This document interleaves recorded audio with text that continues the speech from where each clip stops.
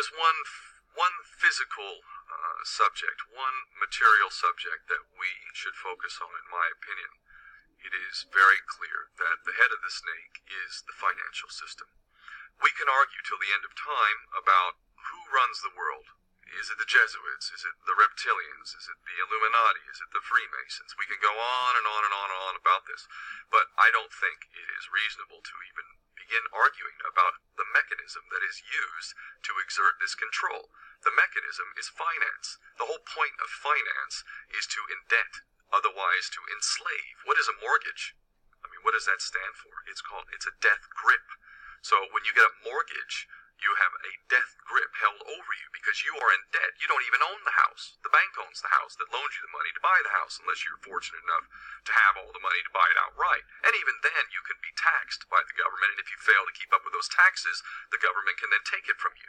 The whole system is based on a financial fraud, which effectively takes the power that we have, and it gives it to a tiny group of individuals who are running the world through the control of finance. With the infinite supply of money that we have allowed them to take, they have literally an infinite supply of money, and with that money, and from their psychopathic point of view, they have bought everything and everyone who can be bought. So those of us who cannot be bought, because we operate on a level that goes way beyond the material, we are not rewarded for such behavior, we are punished for such behavior. And the most slovenly, disgustingly criminal, pedophilia, corrupt moral individuals, those are the ones that are rewarded in this system, which is upside down. We reward the pedophiles, we reward the corrupt, we reward the liars, we reward the people with no morals at all, and usually we compromise them under this system in terms of maybe a videotape. Maybe Barack Obama is gay. Maybe we have videotape of him having sex with another man, or perhaps some other acts that may be not so popular amongst many of the electorate. Or maybe we have videos of political leaders having sex with little boys or little girls. If I was in charge of the world and I was a psychopath and completely drunk on my own power, you can bet damn sure that's what I would do. I wouldn't allow anyone in a position of power who wasn't completely compromised. When you have an infinite supply of money, you can do this. Take that supply of money away, take that power back, put it in the hands of the people, get rid of fractional reserve banking, which is an obscenity in itself.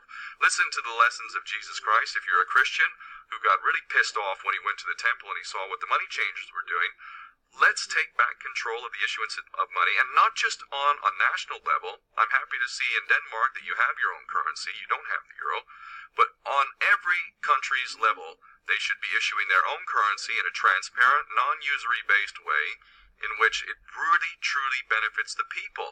And in that way, we can literally free ourselves of the banking debt which is drowning us all, and we can stop scrambling for the crumbs from the table of these filthy rich psychopaths and live in a state of abundance just by changing this one thing. And I'm not just talking about abundance for Western nations who have an artificially inflated value with their currencies.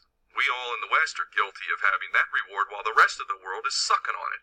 Every nation in the world can use a sensible financial policy to liberate themselves, to have world-class education, infrastructure, everything that a healthy society would require can be had in the worst, most corrupt African country in any part of the world. We can all have that if we simply change that one thing. John F. Kennedy did that about 6 months before he was taken out. He issued United States notes as opposed to Federal Reserve notes. I can assure you the powers that be knew the power of that act, and they took him right out. So the bottom line is, if we as people understand this very simple principle, just this one thing, change this one thing, we can solve every other problem you can name. I don't care what the problem is. I can bring it back to the financial system and an infinite supply of money for a bunch of psychopaths who are running the world, as opposed to an abundant supply of money for all of us. So in that sense, I'm very optimistic.